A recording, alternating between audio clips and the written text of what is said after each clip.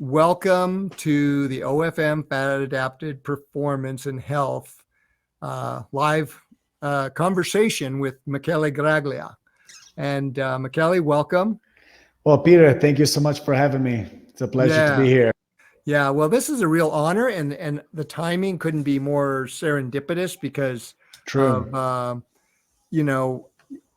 we've got a whole bunch of stuff. The summer season is kicking off with races, but also tell us what's going to be happening next week. Well, I'm very excited to share that on Tuesday, June 22nd, my book Ultra is going to come out. It's launching. So the English version.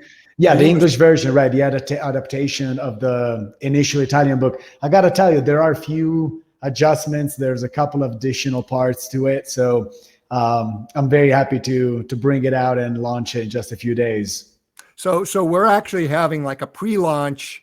The people who are watching this are actually getting a pre-launch insight into what's Sneak going peek, on. Yeah. Yeah. So on that note, I want to take care of some housekeeping, and that is that for those of you viewers who engage with this thing and stay on till the very end, Sarah, our social media manager, is going to do her magic and pick 3 random viewers, and we're going to send them an email to have them let us know what they would like Michele to personally autograph in a cover of his book. So we're going to give away 3 books with 3 12-packs of Vespa, the Vespa of your choice. It doesn't have to be ultra concentrate. It could be CV25, junior, ultra concentrate. So you're going to get a book and a 12-pack of Vespa. Not bad. Yeah, I know. I'd take that, wouldn't you? Can I sign up? Yeah. Sarah, I think we got a ringer here. Exactly. So that's going to be the end. So this is one of these deals where you do have to be present at the end, and we're going to pick 3 of y'all out there to lucky winners. This. And then it'll take a couple of weeks, so be patient, because what we're going to do is Sarah will email you, engage you, get you to say what you'd like Michele to say to you with your name, so you can personally autograph his book, and we'll then send it to you. So that's sort of the big. There's a little more incentive just to meet the super model turned super ultra runner. We're gonna have a laugh on this one, aren't we? Exactly. Yeah. So this is all good. All right.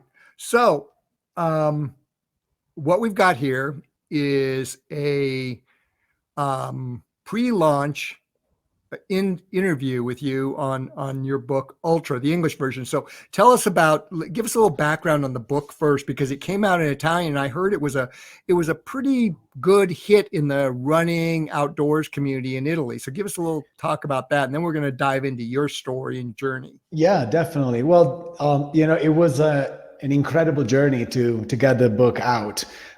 Even just, let's say, from the very beginning, how the whole idea came to be. I was introduced by a common friend to Folco Terzani, which happens to be, one of the most successful Italian authors.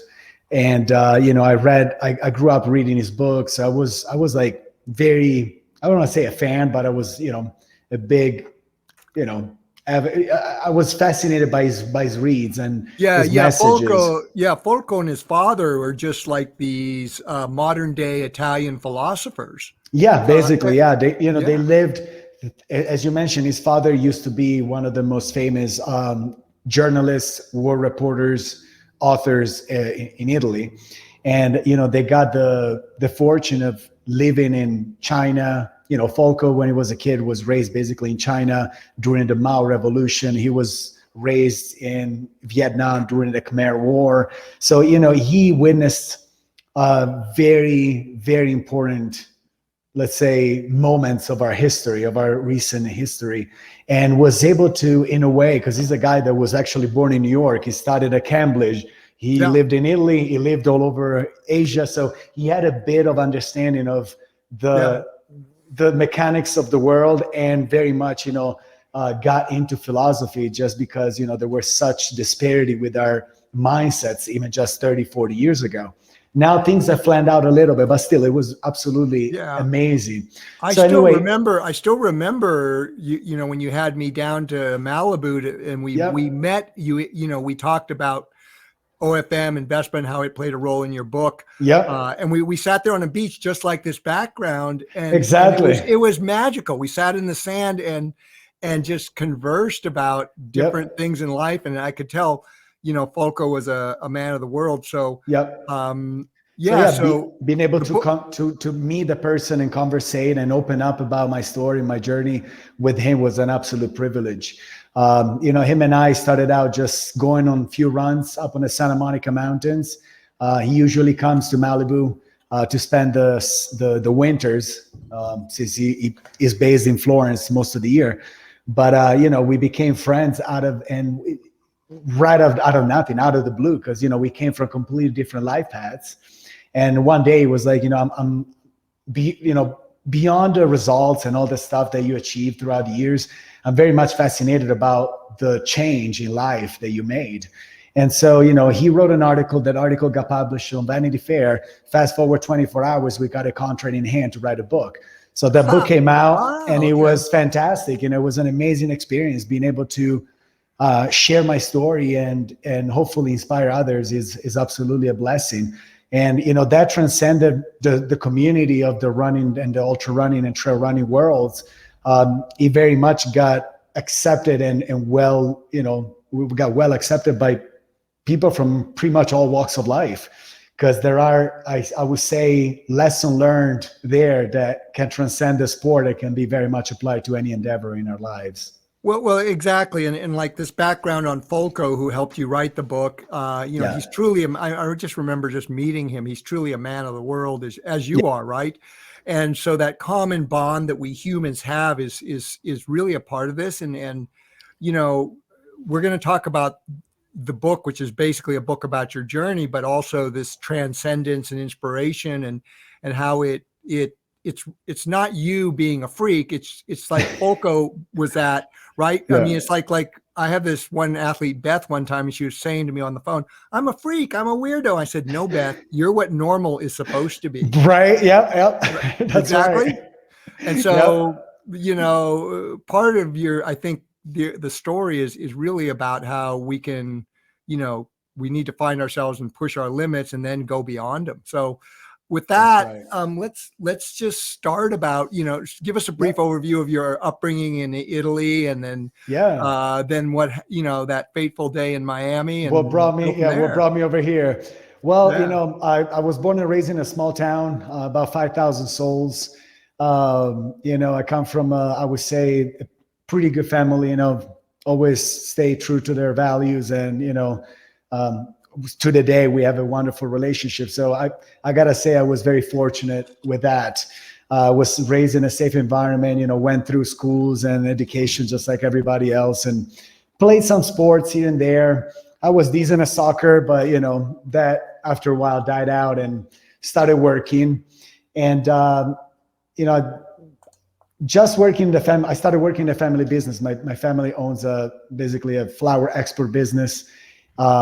Flowers, cut flowers, ornamental greens and stuff like that. And so, you know, just out of school, I started working there. And for me was absolutely fantastic, because I was able to, first of all, learn from my parents. And second, the job gave me the opportunity to travel the world. So right from a very young age, 20, 21 years old, I was traveling to, you know, all the way from California to Japan and everything in between by myself. So you were essentially being groomed to go into the family business. Oh yeah, absolutely. For several years, that was my career path.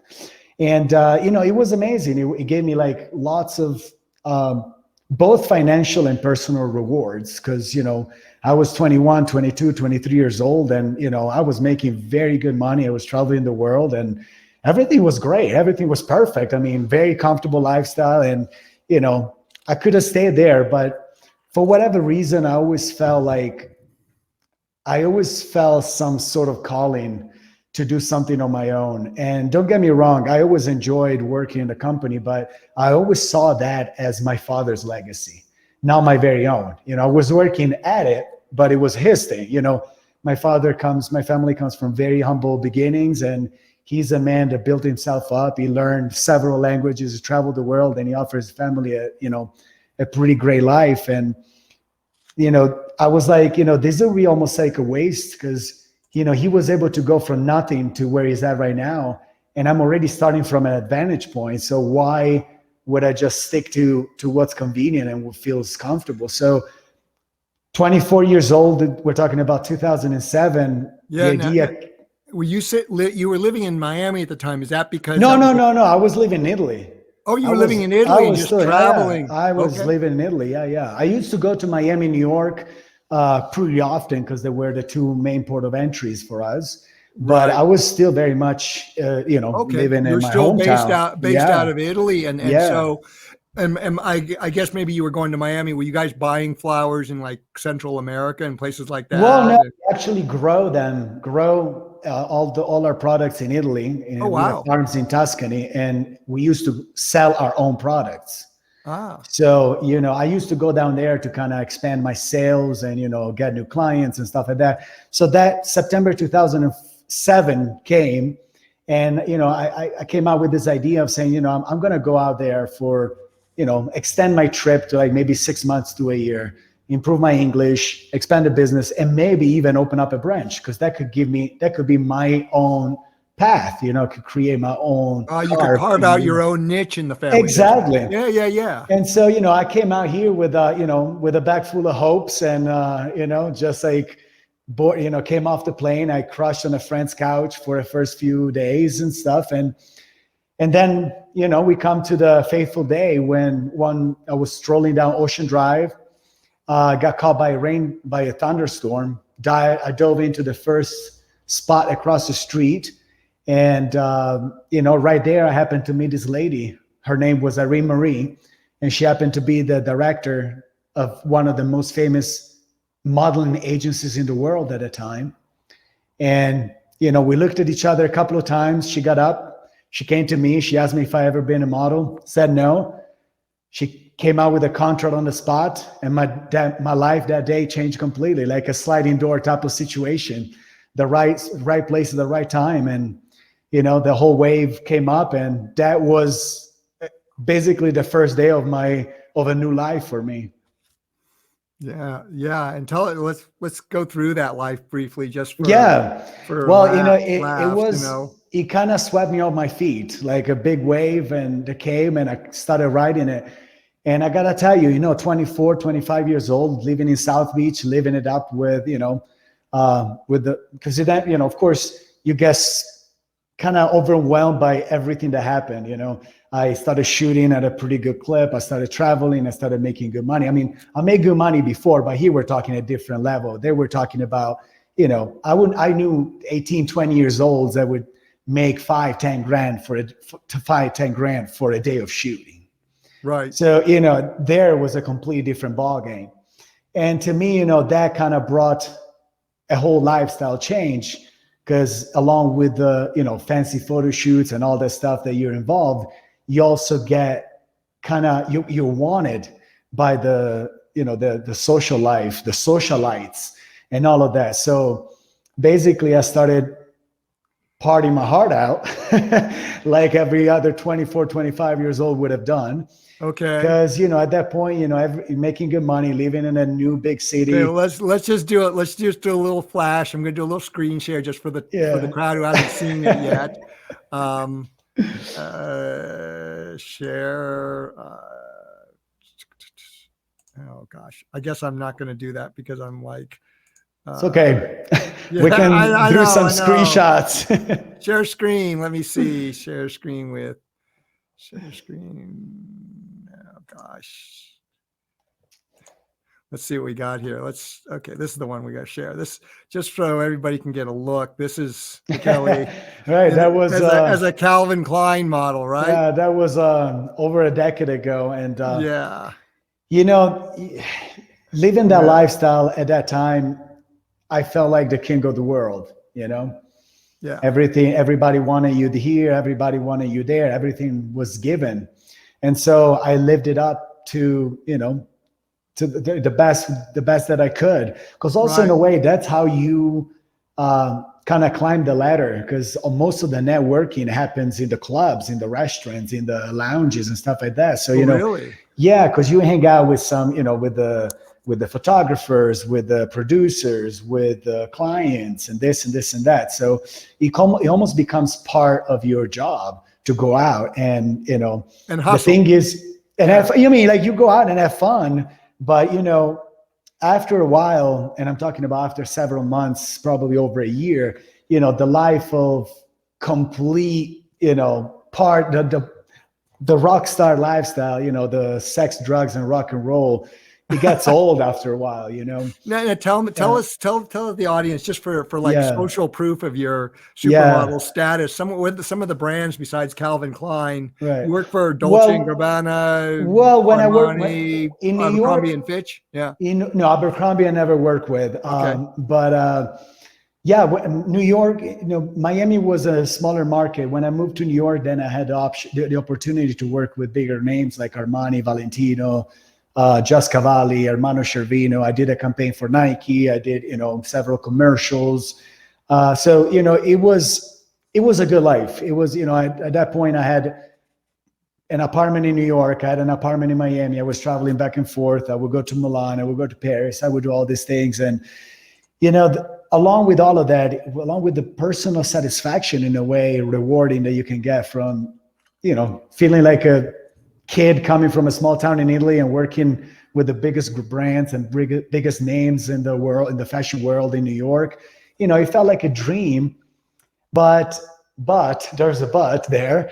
Yep. I just came to the realization, and I almost hit rock bottom, because the whole lifestyle that I was living, the drugs and alcohol and all of that, it was very much detrimental, as you can imagine. It was vacuous, and it really was a dream that turned into a nightmare per se. Right? That's exactly right. Yeah. It was a dream until I realized that was not my dream. Yeah. And it's just as simple as that. Tell us about that fateful night you shared with me one time when we were running. Yeah. Well, that's pretty much the pivotal point in my life. And, it's just thinking about it gives me goosebumps every time, because it was, I came off of another party full of celebrities. It was the birthday party of one of the most famous fashion photographers in the world, Stephen Klein. And, several episodes kind of brought me to that breaking point where I just, it was a spring night in 2009. And I remember walking home, all messed up and whatever. And, as I was walking home, I walked from the Meatpacking District. For those who know New York, that's about like 14th Street. I lived by Battery Park, so it's the bottom of Manhattan. So I walked for like an hour or two down the river, got home. It was a very silent night for me. I didn't, it was just like very wrapped up in my head. And, I cannot tell you what brought me to that point exactly, but I opened up a window and set out of a 15th floor story skyscraper. And, sitting out there and contemplating whether to end your life or not, it's almost like you have to confront yourself. Yeah. It's one of those moments where you're putting yourself to the wall and you need to get an answer out of it. It's no longer like, oh, it is whatever. I'll think about it later. I'll do it tomorrow. It was right then. And that moment came, a great deal of digging within myself, introspection in a way. Because, everything felt great. Everything was like a dream. But, if you don't have a purpose in life, you can pile up material excess. You can pile up social status. You can do all the things that the status quo. You can do all the things that society tells you need to achieve. But then when you have them, you realize that it's all empty. And that's pretty much, I think, what Dean kind of came to. That's when, again, eventually I read his book and he kind of spoke to me, because I think we came to that same breaking point. And, contemplating your existence and thinking about what it is that who you are and what you actually do in your life. It was liberating. The thought of, confronting yourself and understanding that I'm still young and I can actually change my life. If I don't like it, I can pick myself up and reinvent myself altogether. So the thought went out to my family, first of all. I thought of them and I just couldn't do it. I just couldn't see myself jumping off of the ledge and ending it right there. So, with their love in mind, I felt an overwhelming sense of gratitude for where I was, and that understanding that life that I chose wasn't for me. The person I was with at the time wasn't for me. And so from that morning, basically I was committed to reinvent myself and find a whole new path in life. Right. Because like you say, you were living the dream, but it was a dream. It wasn't reality. And you it was knew not. You knew that at some level, right? Yeah. So, at that point became a whole new journey of, in a way, self-discovery, to understand and find out what truly called me. So what would have been that one thing that would have given me purpose and it will allow me to find fulfillment in my life? Over a year went by. So I still stuck with modeling because that was my main source of income and allowed me to still live and pay the bills. But it's almost like as if I disconnected from that. I was just doing it, living through the motion. I was doing it to get the paychecks and make it to the end of what I needed to do. But I was on the lookout.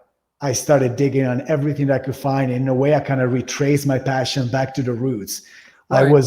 Yeah. You told me, I don't remember it was one of our meetings where you shared with me as a little boy, you used to run down to San Remo and run all over the hills. Yeah. And I think that's probably what. My family, we lived in this, in the Italian Riviera, which is by the Mediterranean Sea, but you got the Alps right behind, like an hour and a half, we will be up on the slopes skiing. So I was fortunate enough to have a family that allowed us to explore the outdoors and kind of, in a way, from a very young age, to kind of connect with nature. So, when you ski the Alps every winter, you're hiking the Dolomites in the summer, you tend to experience and appreciate nature. And so to me, everything kind of collided in a moment. I was very dissatisfied by my professional life. I was very dissatisfied by my relationship. I felt caged because, again, I come from a nice environment where I had access to all of this beautiful nature, and now I find myself in the city, caged in an apartment, and in between herds of people. I just felt it not human-like. It felt very disconnected from the real world. And so to me, that adventure and nature call became louder and louder as the months progressed.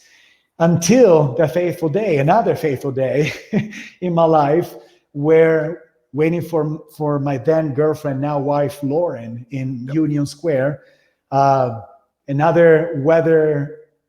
weather hit another trick there on me with a blizzard. So I dove into the first bookstore I found, and there I stumbled upon Ultramarathon Man by Dean Karnazes.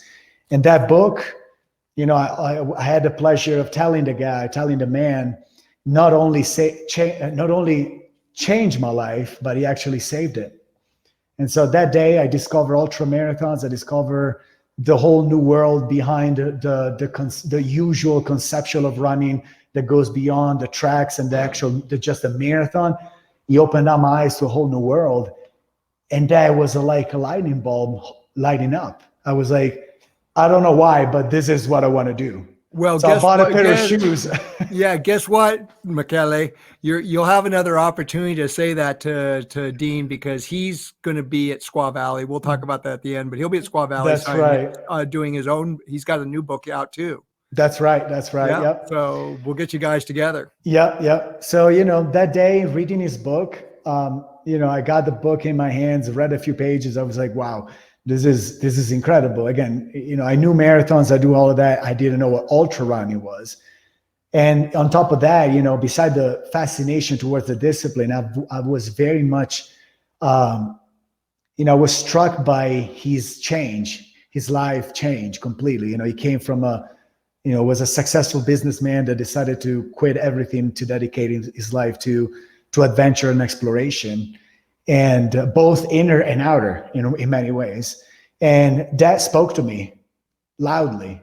I very much recognized myself in every word he said. And so, I came to the conclusion that if it worked for him, maybe it might work for me. So the next day I bought a pair of shoes, started running laps in Central Park. Fast forward almost 11 years later, we're here talking, Peter. Yeah. Well, to a point, the first time I think I saw you was at Angeles Crest. That's and right. Lauren. That's right. Was that 2014? That's 2014 when I ran it. Yep. When you got second. Yeah. I still remember. Second place. Yeah. Yeah. I remember seeing you at Shortcut Saddle. Yeah. You and the French guy were trading positions. Yeah. And then I saw you wiped out at Chantry Flat. Chantry Flat at mile 74 is like the land of the zombies. That's right. And I distinctly remember how you looked shot. And Lauren I was actually fourth there. I was in fourth position there. I know. Yeah. So then, I was actually able to revive myself and have a very good, strong finish. Yeah. No, I know you must have been in great shape because, my description of Angeles Crest, never having run the race, but run the sections of the course several times and pace there. It's like you get gang raped for the first 74 miles. And then from 74 on, they turn you over and you don't even want to know what happens twice, right? Exactly. With Mount Wilson and Sam Merrill. They double down there. They double down, exactly. Yep. And it's relentless and just, it's like I say, Chantry Flat is always, every time I show up there to pace or to crew, it's like the land of the zombies. I can, that's for sure. I've seen Ashley Nordell there. I've seen Dominic there, and everybody's like in zombie land.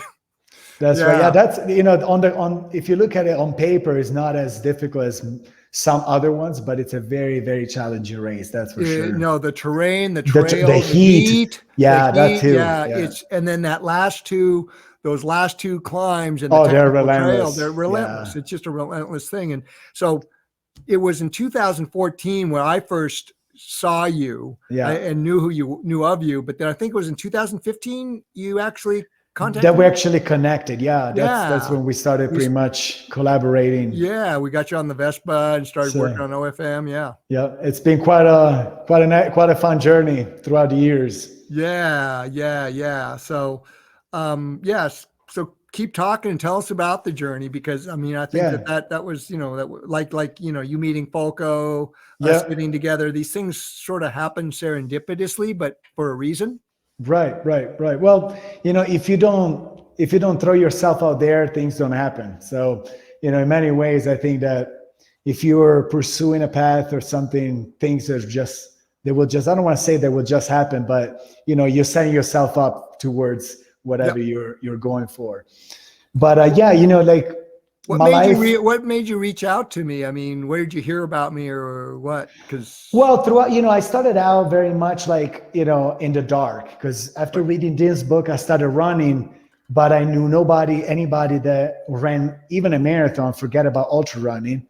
So I started digging on the internet. I started picking on different blogs, different stuff. I got very much inspired by Riding the Wind by Anton Krupicka at the time, which had a blog, very detailed blog about his training. So I kind of started picking my nose in the community and trying to get inspired and follow the guidance of people that have already walked the path. And, throughout the years, it's been a process of trial and error for me, until eventually I landed on your site, and I landed started following several athletes that you were following as a coach, as a mentor.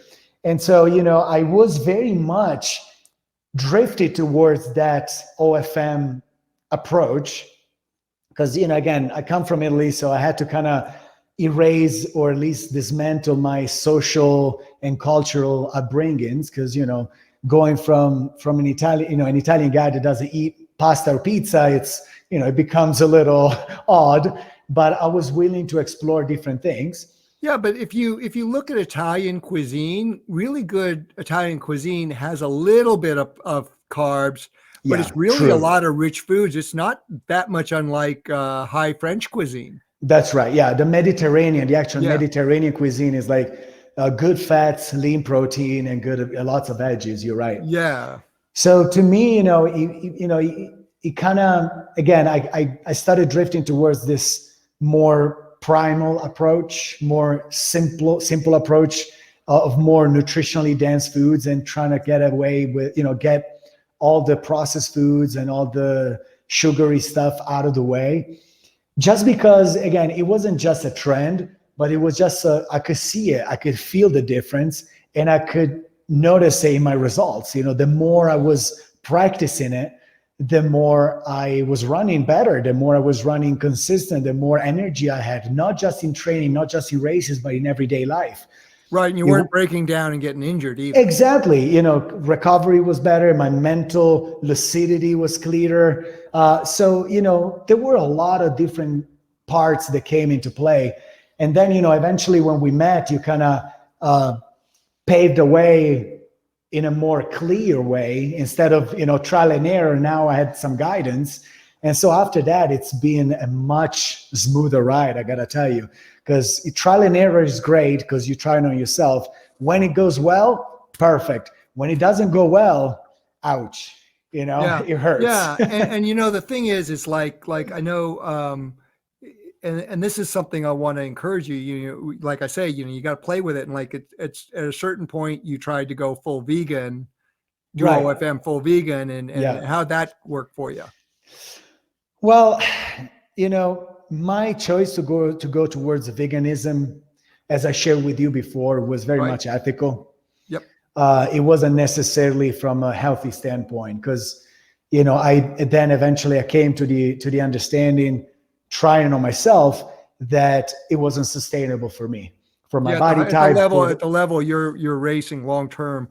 And you're an individual. I mean, Scott Jurek had a pretty successful run as a vegan. No questions there. Yeah. But we're not all the same. That's the thing. Right. Right. So people, So, but one of the things I want people to understand is, even though like you have found you need to have some animal products in your diet, and I certainly advocate whole animal eating. One of the things that I've seen over the years that's quite clear is when you get the nutritional balance down, and it's a combination of what I call whole animal eating, which is muscle meat, organ meat, and skin and connective tissue, plus a lot of different plant dishes to get that nutrition. It's kind of almost scary how little animal products you really need to. That's exactly right. That's exactly right. When I jumped in veganism, I took away, well, beside of course the meat and fish, but I also took away all the part, like all the everything. Eggs, even eggs, honey. I was like 100% committed. No cheese, no nothing. And again, after a while, and here we're talking about over a year, I just started feeling the difference in my recovery, in my overall energy, kind of lowering down. My recovery time was delayed. Oftentimes I trained twice a day. I just couldn't pick myself up to go out for the second run a lot of times. And so, just bringing back some eggs and, as you say, probably targeted organ meats. Yep. It was life-changing. It Yep. brought me back to life. It brought me back on track, highly nutritious, good fats, and nowadays I swear by it. Right. Well, and that's where the whole sustainability and cycle of life come in, because you don't eat a ton of it. So we're not going through those animal products. That's right. And then, when you look at people like Alan Savory and his Savory Institute and how he's showing how you actually can sequester carbon through the ruminant animals, and it's all part of that, how we fit in that natural, like I say, the cycle of life and the food chain, and then our digestive tracts. I mean, the anthropological record's pretty clear that humans are digestively omnivorous carnivores, but we do have this really good reserve capacity to digest plants. But like I think is the problem we have with the meat and the animal products and even plant-based products and processed grains is because we don't have to work for it, we end up with too much of everything. Right. Well, that's a different issue though, with society in general.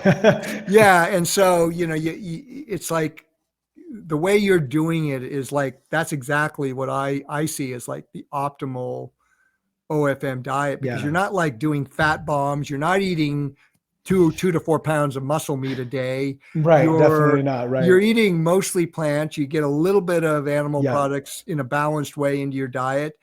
And you're not hungry, and you've been consistently healthy and top of your game the whole time. Like people like Jeff Browning is another great example. That's exactly right. Or Zach Bitter, you can consistently perform. And then Nick Curry's been just really, since he's made the commitment, he's been consistently fast. Absolutely. Yeah. The results are speaking for themselves, but here, more than results, I would like to share how life-changing it is on a daily life, on a daily level.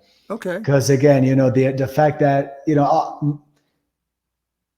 my daily routine is very simple. I get up in the morning, I basically have little to nothing, like maybe a glass of water, maybe I'm not a big coffee consumer, but maybe a little coffee.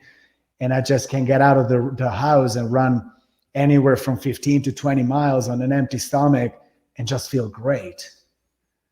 And it doesn't, and I don't need anything. I don't need salt. I don't need water. I don't need food. I don't need anything. I get back, then I have a pretty decent lunch. I have a very good dinner. With 2 meals a day, I feel fantastic. I know, with a high train load, like these last 2 Whitney ascents I did. Yeah. They were fasted, 3 Vespas, salt and water. That's exactly right. Yeah. That's how I've been doing it lately too. I bring out a couple of pouches of Vespa, and but those are very little calories too. Yeah, so it's more about trivial calories. Yeah, exactly. It's more about what it does as a catalyst to burning fats. And so once you optimize the fat metabolism, I mean, I always say this, there's no going back. There's no way, because I used to work at the ashram, which is this high-end retreat in Malibu, and I used to get people from all walks of life. And you see most of the people, they're just completely addicted to food, to the point that the body it's not just a mental addiction, but it becomes like a physical addiction. So you get up, you need to eat to have energy. And then 2 hours later, you need to have a top off to have a little more energy to make it to lunch. And then you have another snack during the day or 2 to make it to dinner. And then maybe you have another snack after dinner. So you're constantly feeding yourself. You're constantly creating acidosis. You're constantly full, and your body just doesn't function well. Yep. But that has become an addiction that basically we take from the moment we're born. That's how we're raised, because the guidelines that were set in the 70s with the food pyramid that was established, it ruined our society, I gotta say. The levels of obesity, diabetes, neurological and nervous illnesses that are affecting our societies nowadays, they all come from too much food. We eat so little. Like oftentimes they ask me, how many calories do you eat a day? I don't know. I don't look at it. I don't count it. I just eat nutritionally dense food, and I go by feel many times. But if I don't eat for a day or 2, it doesn't matter. I still feel good. I can still train. Yeah, I know. You still can train. You still function. Yeah. And it's like, it's kind of and for the audience who hasn't really gone there yet, it's hard to believe until you actually experience this. And that's it's not true. that you don't have hunger when it's appropriate. It's just that it's much more manageable. Our hunger triggers are there for a reason. That's what got us off our butts to hunt and gather, because but that's where we've messed up our environment. We've got an environment where we've got this easy access. I mean, people now get groceries and food delivered to their houses. They don't have to get out of their car at the drive-through, and it's everything is too convenient, and the whole system, the whole paradigm is set on excess. Right. I mean, the Western society, the American society in particular, it's all set on excesses. So exactly. That is becoming almost like a handicap to our well-being, to our health. So I hope that, that's why I'm a great believer in the system. And I think that it's necessary to get a message out, not just to athletes, but to anyone that wants to pick himself up and live a healthier and wholesome life. Well, this whole thing about metabolic health, and for the audience, like my 3 constants are, we're individuals, we're meant to burn fat aerobically, and then we're meant to move a lot, right? Right. And you embody that. Now let's kind of move along here, and let's talk about some of the races you've done, and then we'll segue into some of the races you got coming up here. Where do you want me to start? Well, I think how far back do you want me to start? We talked about our first encounter at the 2014 AC, Angeles, which you probably don't remember me at all, but I was probably too much in a fog to remember faces. You had like I said, you had the zombie look at Chantry Flat. So the zombie crawl. Yeah. But let's kind of start. Let's go with 2018 Badwater. Yeah. Well, that was that whole race was, I do believe, I don't know if you know. That was on your radar screen from the start. From the very beginning. Badwater, right out of the gate, reading Dean's book and, getting the community and learning more about the challenges out there. Of course, UTMB, Hard Rock, Western States, you hear about the big names, but to me, Badwater always represented the challenge. It's not just a formidable distance, 135 miles, but the fact that you're doing the harshest of conditions in the hottest place on earth, that always, it's almost like a ultra squared, it's almost like it's a challenge that goes beyond the distance, and it's also challenging the extremes of nature. So I was always fascinated by it. I had a pretty terrifying experience the first year I ran in 2016. Mm-hmm. Happy to say I still finished, didn't finish the way I wanted. But one thing I brought back home from that experience is knowledge and understanding what I needed to do. So in 2018, I towed the line again. I had the fortune of, being accepted again, towing the line, and, I think it was after that first Badwater that we really started. That's exactly right. Yeah. We kind of dialed in, and things started clicking, and I had a great plan. I had a great team. I had everything kind of clicked during the day. We had a phenomenal experience, and very happy to say we brought home the win. Yeah, and that was the hottest temperatures in the race's history, right? That was the hottest race, the hottest race in history of the event. So we hit about 129 degrees throughout the day. And even at night, there was a heat wave that time. Even at night, the temperature, imagine with the sun gone, the temperature was still 120, 123. Oh God, all through the night. Yeah. All throughout the night. Yeah. Yeah. So it was brutal, but that was, you did that in less than 25 hours. Yeah, that was just over 24 hours. Yeah. And I was, to me, crossing that finish line was the crowning of a vision, the crowning of the biggest dream. Because again, it all started about, I believe in 7-year cycles. Yep. And I read Dean's book at the end of 2010. So let's say 2011. Won Badwater in 2018. So just about 7 years later, I was able to close the beautiful circle. Yeah. And to a point, this is where fat adaptation, if you know how to hydrate, it's a competitive advantage in the heat, because trying to eat, Vespa and yep, you keep the stomach. If you adapted. keep the stomach happy, then Yeah. you can just keep running, and not having too much stuff in your stomach is absolutely a great advantage, as you say. Now, was it 2017 also or 2018 that started your vision quest? Remember the 4 deserts, the start of that? That's exactly right. That? Actually, well, that's a dream that sprouted even before I knew about ultra running. As I told you before, I was very much fascinated by nature and adventure. So I remember when I was still still looking for that something, I came out with this idea of just crossing the most extreme deserts on the planet. So we're talking about the Atacama in Chile, the Gobi, Mongolia, the Sahara, of course, and Antarctica. And I didn't know how, I didn't know when, but it was just a dream out there. So, fast forward, that kind of was put in a drawer for so many years.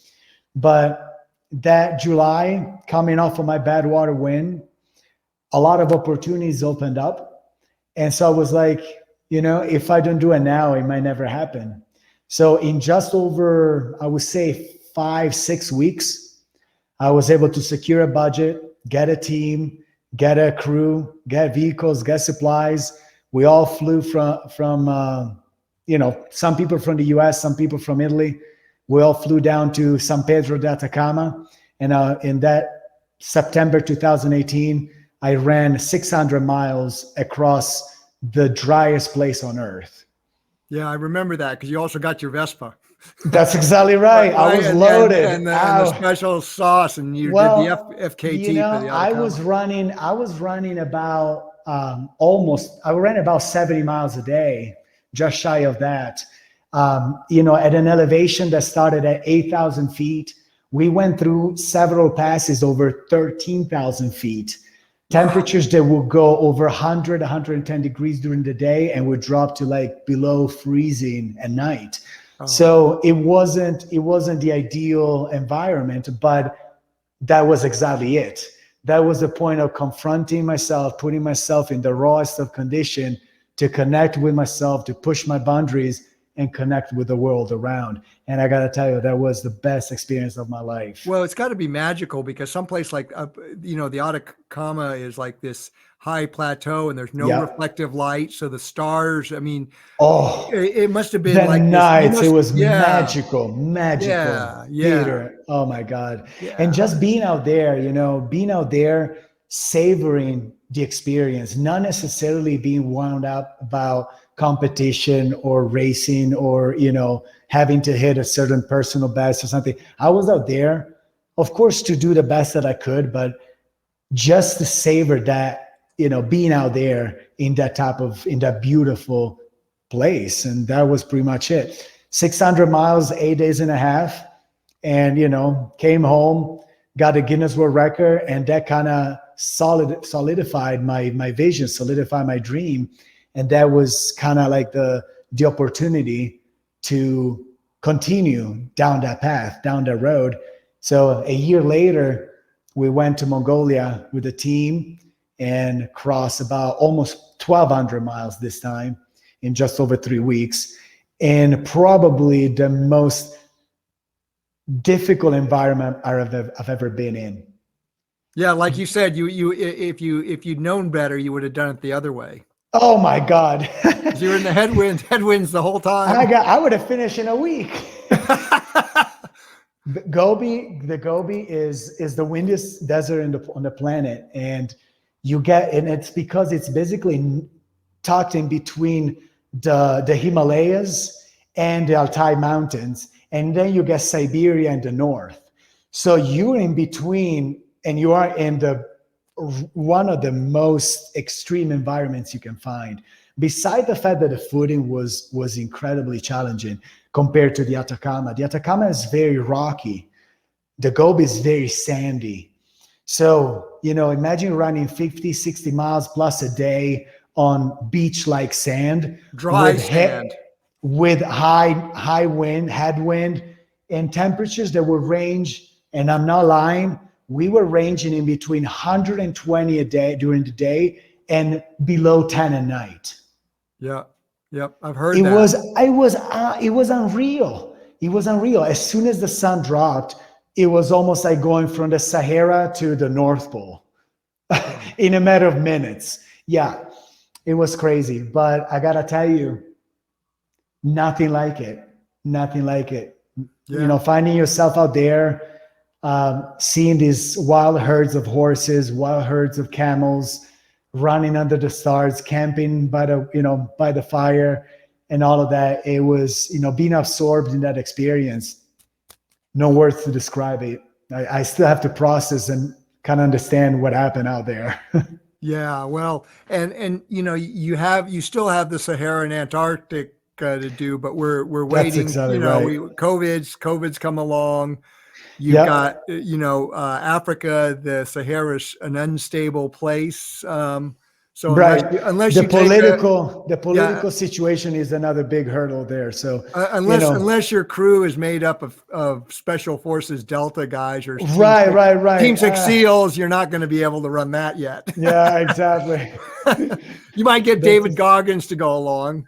Yeah, for a little bit. Yeah. Yeah. So last year during COVID, you were able to race. Tell us about Moab 240. Yeah, well, last year was absolutely, let's say, surprising and challenging, which I'm sure we can all agree with. Different kind of challenge, yeah. Different kind of challenge, yeah. I think all of us as athletes, we kind of, we tend to plan ahead, usually at least a season ahead, to kind of see which races you want to do and, train and, plan your periodization, all of that. So when COVID hit, all our certainties kind of went into smoke. And I had to go through like a very difficult journey of kind of introspection to kind of trace it back to the roots of why I'm doing what I'm doing. Because if races are not around, why do you still need to go out and train? Why do you need to do this? Why do you need to do that? So I kind of trace it back to the passion and just going out for the pleasure of running, because that's what I love to do. And then all of a sudden, a little light at the end of the tunnel came with the Kodiak 100, which was going to be the big event of the year. And it was going to be right here in Big Bear where I live now. And so everything was like kind of falling back into place. And I was so excited. Fast forward to the end of August, just a few days before the race, big fires broke out of here and the race was canceled. So last minute, I threw my name in the hat for Moab. And luckily enough, I was picked to race. And so with very little preparation, both, in training and, because again, I trained for 100, not for 240. And logistical preparation, because with just a week to go, I didn't have a team ready to go and commit to such a big trip. Still went out there, and nonetheless, it was a fantastic race. One of the most beautiful environments I've ever ran into. Just the diversity of it, the high desert, the plateaus, the canyons, the river, the high mountains, the forest, everything. You get a bit of everything in there. And again, very fortunate to say I came out with a win. So yeah, you were on pace to smash the course record, and then something happened. pulled a hamstring or something like that, right? Actually, my Achilles. Your Achilles. I almost it didn't snap entirely, but it definitely strung. Overextended it. Yeah. Yeah, it was like I couldn't put it. I couldn't even limp on it. I couldn't even walk on it. And so basically 220 miles into the race, I had about 20 miles lead on Goggins, which was about 4 or 5 hours lead at that point. I was sub course record time, snapped that Achilles, and took over, I think 14 hours to do 40 miles. No, 20 miles. So 20 miles, you were on the, took me, sorry, no, I was at 210, 220 when it happened. Yep. And it took me 10 hours, 12 hours to do 20 miles. Right. So you were on the plateau getting ready to go down into the canyon again, back to Yeah. civilization, and then Yeah. out and through Hidden Valley. It was absolutely a death march. But you did it. You know. You did it. You Oh didn't no, quit. I wouldn't have quit for, you know, even if I broke my leg at that point. I was so close. Yeah, You know, so close. 20 miles is so close. 20 People miles. ignore this guy. Ignore this guy. but But by the yeah, limping 20 miles, it was no fun. And Yeah, also especially the thought, I yeah, know the terrain too, and the yeah, climb up to Hidden Valley and then the descent back down to Cane Road. yeah, it's not easy. That had to have been Yeah. agony. And also the last, you know, even the last descent, because Yep. from the last checkpoint, you only have 14 miles, mostly down, but it's through the high plateaus and canyon. Yep. And it's super technical. I know that. You I get know high that, steps, you get high rocks, you get these big boulders, those big mesas. And then, you know, with the daunting thought that I slow down so much. So I know that, you know, Goggins had a target on my back and he was coming. So, you know, it was a very, very challenging. This last part was the hardest part of the whole journey, for sure. Well, and sometimes those kind of races really forge your will, and you learn a lot from them, right? That's exactly right. You know, Right. It was very much like every ultra marathon is an introspective journey, but that allowed me to dig as, you know, deepest that I ever did. Yeah, that's for sure. Especially going, like, you know, in hindsight, I know that it wasn't a good idea, but I basically made a commitment to myself of doing it nonstop. So I decided before the race of not sleeping. Yep. So basically I did 240 miles, 60 hours, no sleep. So imagine those last 20 miles with hallucinations, with the head jumping here and there, because, you know, you're completely sleep deprived, you're fatigued, you're injured. You're injured. Everything was like kind of crushing down. But, you know, I think that's where you see what your soul is made of. Well, you yeah, know? and you know, that's the thing. It's a thing about the human spirit, which I think is the beauty of your story, and it's something that, you know, people listening say this guy's crazy. I mean, what he does, you know, like I've got that a few times. Right, but you really aren't. I mean, I think we all have, like Dr. Kathy, one of my clients and friends, and all that. She says we all have that genetic material to do this stuff. I mean, ultra running isn't about having the genetics of Usain Bolt, right? Right. Oh, absolutely not. Or like the genetics of the Dababa sisters to run the 5,000 or the 10,000 meters. Yeah. You know, ultra running is something that we all can adapt to and do well and push our limits and go beyond, because that's the inspiring part of it. You see people from all walks of life committing to a bigger challenge and putting themselves out there and confront themselves. So I think that's absolutely fascinating. Yeah. And, you know, in a larger context, people don't have to be doing ultras. I mean, it's all about that thing about, it's just a means. It's a means, for sure. I think a lot of, you know, some of us who do this, yes, but, you know, the person who wants to get off the couch to a half marathon and just feel good and have the robust health and not have to be dependent on a healthcare system, you got to go out there. It's like they say in the gym, nobody does your push-ups for you. That's right. Well, I think the whole message behind it is, the whole understanding behind it is, you know, pushing our limits. Yep. We all are at different levels. So as you say, you know, someone's limits can be just, or I'm sorry, let's take the just out. Someone's limits can be running a half marathon. Someone's limits can be running a marathon. But what I found out throughout the process is that limit is always far beyond what we anticipate for ourselves, far beyond what we set for ourselves. So if we allow ourselves to explore that, it becomes very much like and I call ultramarathons spiritual practice. It's a spiritual journey, because you're transcending your physicalities and you allow yourself to tap into that higher state of being that when you're in a comfortable state, you will never be able to explore. Right. So it's transcendence. It is absolutely that. It is absolutely that.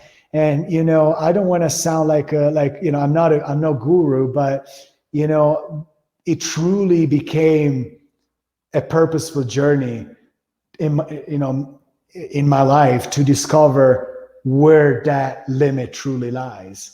Yeah. Because, we all grown up, or at least I grew up, in Italy. I grew up with a strong Greek, classical Greek influence. So, we all knew about the Phidippides story, running the marathon, telling, the Stoics. we won, exactly.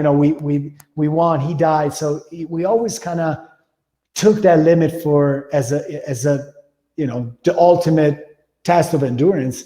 And then, finding out for ourselves that we can run 10 marathons in a row with no stop, with no sleep. That's mind-blowing. That's mind-boggling. That obliterates all the perceived limitations that we set for ourselves. So in many ways, it allows us to live fully free and explore ourselves to our utmost.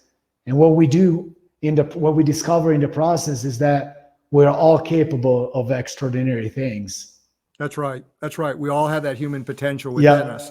So speaking of the human potential, let's talk about your 2021 race series, and then we'll talk about next week and open it up for questions. Definitely. So I got Badwater coming up. So in just about a month, a month. Yeah. Just over a month. Yeah. On July 19th, I got Badwater.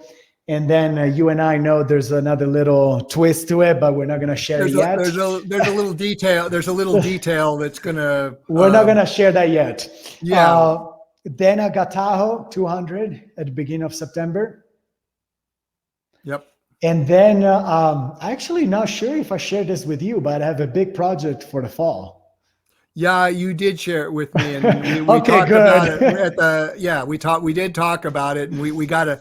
Let me help you with that on the nutrition, diet, logistics side of things. I know, again, I'm always fascinated about what is actually possible for us as a species, as human beings.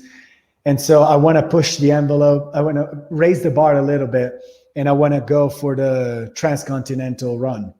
So starting San Francisco, going all the way to New York, and see what happens out there.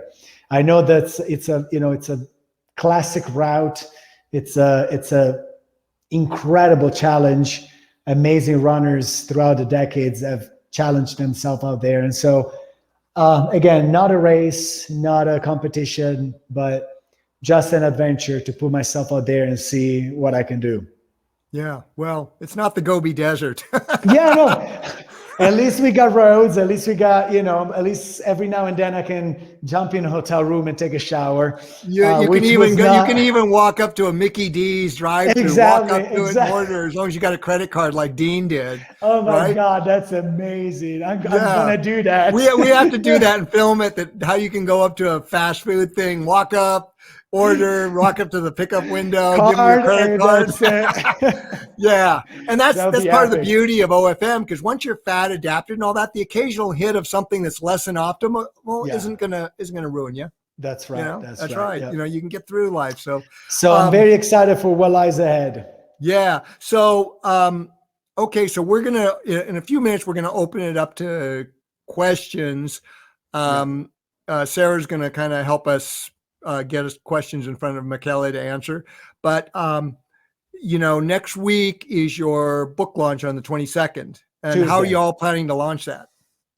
Well, we have a pretty good team, that is helping me out with this. So, the initial marketing campaign is going to go mostly through social media. Mm-hmm. I've been already piling up tons of podcasts and interviews and articles and stuff these past weeks, and things are just ramping up more and more as the book launches. So I'm very excited for all these opportunities and be able to, in many ways to share my story. And as I said before, just as much as Dean books changed my life, I feel in a way privileged to be able to share mine and hopefully inspire others to take on their their challenges, whatever they are, and allow themselves to explore the limits and blast through them to, to follow their dreams. Yeah. Not only inspire yourself, but inspire others. That's exactly right. I mean, you certainly do that. And then on top of that, coming off the 22nd, on the 24th and 25th, you'll be in Squaw Valley. All That's eyes right. in their ultra running will be at Western States. So you'll be at Squaw Valley. We'll be teaming up out there. So that'll be great to be at the expo. And, so those of you who are going to, for those of you who are going to be at Squaw Valley for Western States or following some streams, Michele will be there. And if you want to buy a book, and he'll be there to personally autograph it for you. That'll be a great pleasure. So, and then after Western States, it's on to Badwater, and that's right. Tahoe, and then in September, Tahoe 200. So, Michele, we're gonna open it up for some questions. Sounds good. And so the first question we have is, how do you know if you're ready for your first ultra? Well, I'm probably not the best person to ask that because I went from not being a runner to my first race being a 100-miler. So I kind of jumped ahead of the game and I paid a price. I literally got carried away off course about 84 miles in an ambulance. So, but, with the knowledge that I acquired throughout the years, I can say, you got to give time to the body to adapt to the effort. Get fat adapted would be get fat adapted first of all. But throughout your training, and you're gonna hit certain milestones in terms of distance, in terms of time, in terms of you feel the sense of transformation and adaptation that your body is going through the different training loads and months of training. It's really hard to say if it's gonna take 6 months, 12 months or more. It's really a matter of checking yourself to understand where you are. And then I would say perhaps start with the middle distance, not necessarily a 100-miler like I did. 50K. Maybe a 50K to a 50-miler would be a good starting point to kind of explore your boundaries, to explore your realm and see what you're capable of, because that will give you the confidence to push the limits a little further, to commit to a greater goal and to actually be able to achieve it in a healthy way. Yeah. And I would add that, ultras are transcendental, but like I said, get fat adapted. Michele can tell you from the mistakes he made early on. If you're having to suck on a gel every 30, 45 minutes, that's not going to be ideal. It's not it's not only not ideal, it's not healthy physiologically. You're doing a lot of oxidative stress damage. And like I say, it's not a question of if you're going to have a problem, it's when and what form. And I'm not saying that I have a bias. I would say the nutrition, figuring out the nutrition, hydration are absolutely key. So especially, if you, the more the conditions get extreme, so we're talking about heat or cold, the more you have to be aware of those dynamics. There's another question about what kind of poles did you use at Moab 240? Because the question, well, I am with it's called NW Curve, which is an Italian company that makes this. It came out with a new prototype of poles that are outstanding for steep mountain terrain.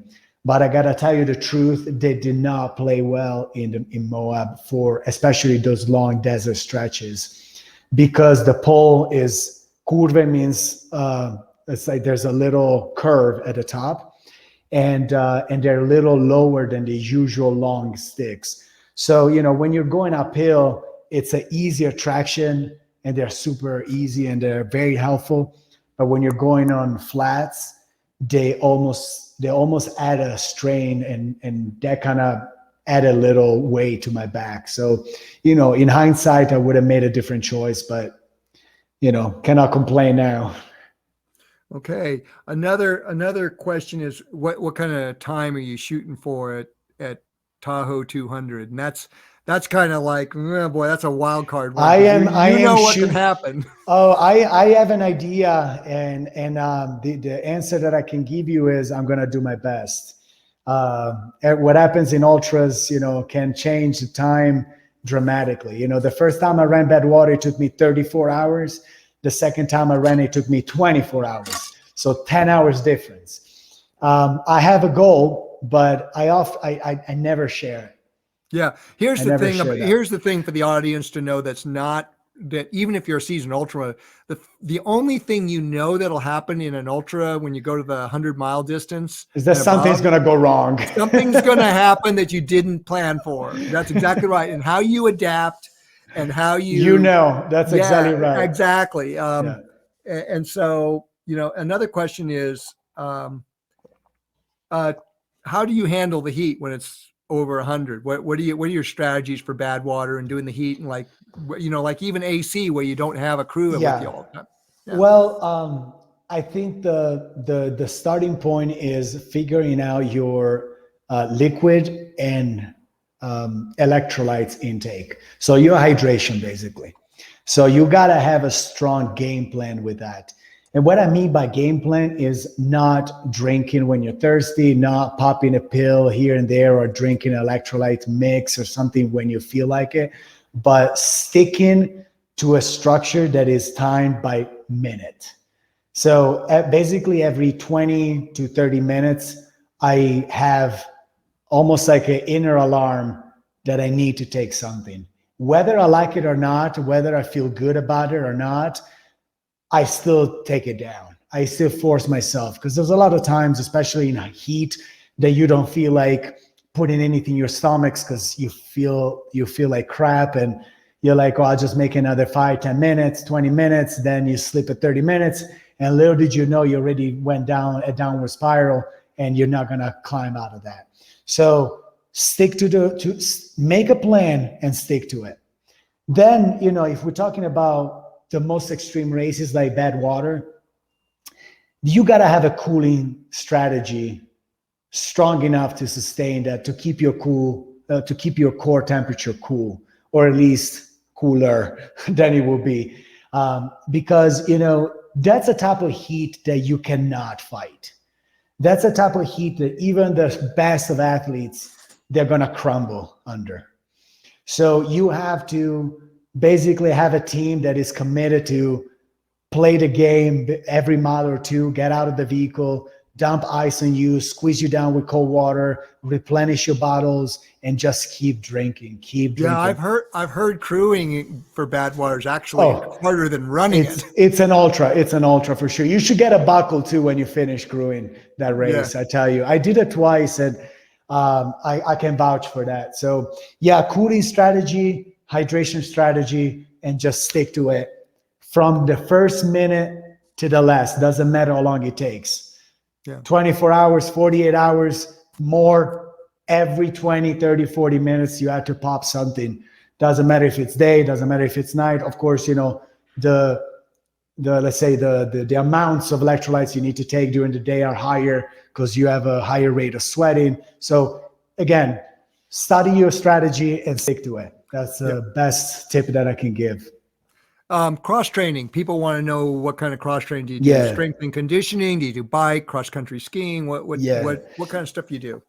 Well, I used to do quite a bit of I used to hit the gym quite a lot when I was, especially in my modeling days. So I have a body structure that reacts really quickly to weights. So I try to minimize that, because as soon as I touch weights, I just swell up. So I try to keep that minimal, because again, when you run, you want to have the least amount of pounds on your back. But I do quite a bit, and especially this past year, moving to the mountains, I did quite a lot of ski mountaineering, skiing, biking. I am a yoga instructor, so every now and then, it's not as consistent as it used to be, but every now and then I do my yoga practice, and mountain biking, road biking, all of that stuff.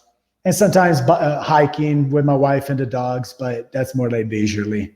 Yeah, but you do have a pretty robust run training schedule, so it's not like you're doing a ton of cross training. No. Like it's more for the off season, really, for me.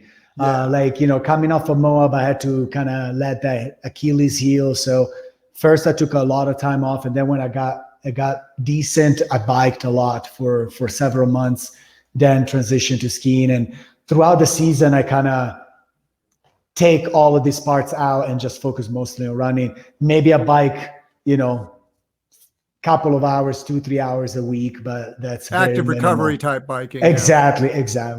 Yeah. Now I'm going to answer one question. There's a question about somebody being on a budget and how you do it and where do you shop? Look, for a lot of people out there, if price is a problem, OFM eating can actually be really cheap because you don't have that hangriness where you're eating a ton. And the foods you eat are so nutritious. So I tell people, go to your regular supermarket, fresh eggs, fresh produce in season. Yeah. They use meat and fish as loss leaders, which means they put them on sale to draw people in.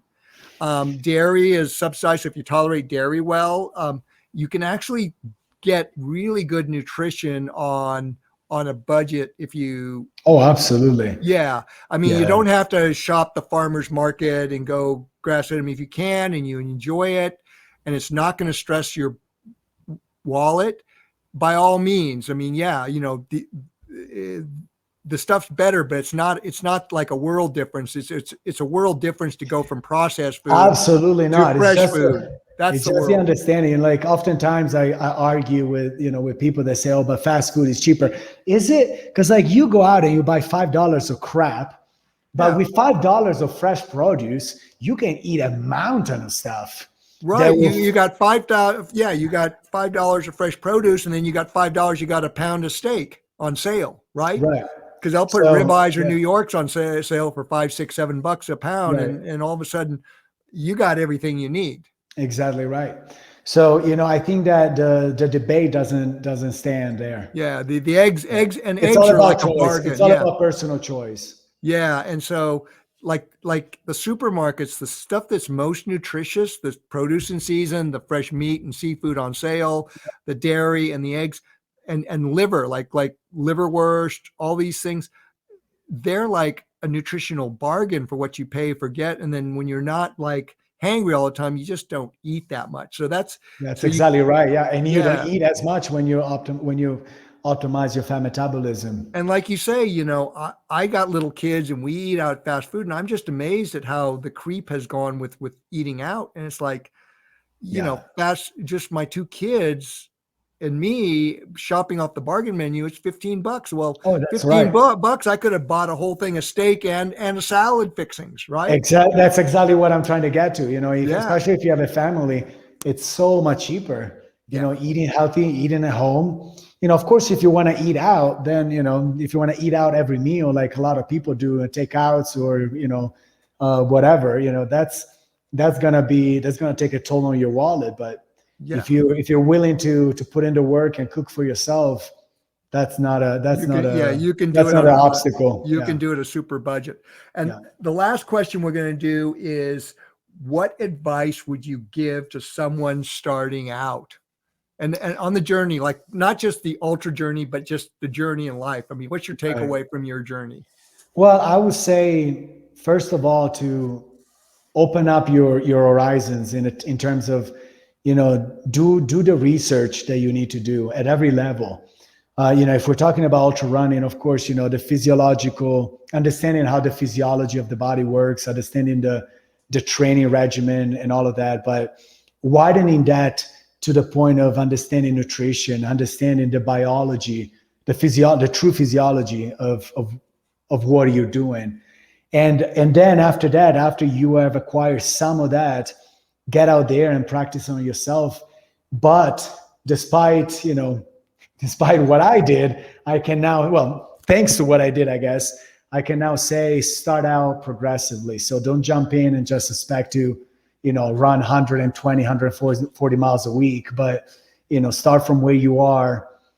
And endurance requires patience. So it's a process of adaptation that goes through days, weeks, months, seasons, even years to acquire. So gradually increase the mileage, progressively, lengthen your training runs, your longer runs and stuff like that, but in a very gradual way. And occasionally do high intensity or tempo work, whether it's in the gym. Yeah, that's of course, based on what type of race you're going to be doing. But I'm talking about from a practical standpoint. You're not going to jump in and run again 100 miler, and you're not going to do 140 miles a week. You're going to start most likely from 20, 30 miles a week. You're going to go to 35, maybe 40, 45, 50. And this we're talking about week after week after week, month after month, until you get to the point where you need to get. So be patient and take care of yourself. Yeah, it's the same thing for somebody who's getting off the couch to their 5K, to their 10K, to their half marathon. That's right. Be easy on yourself.